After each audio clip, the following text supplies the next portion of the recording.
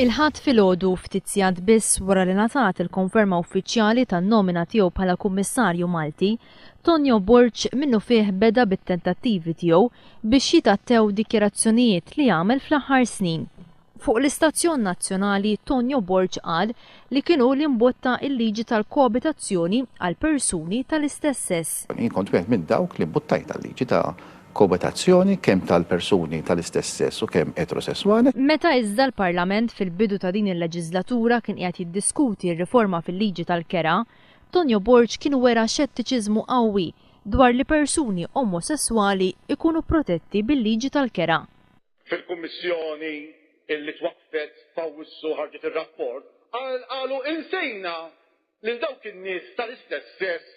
Tonio Borg saħansitra kien anki uża kliem degradanti fil-konfront ta' relazzjonijiet bejn koppji gay.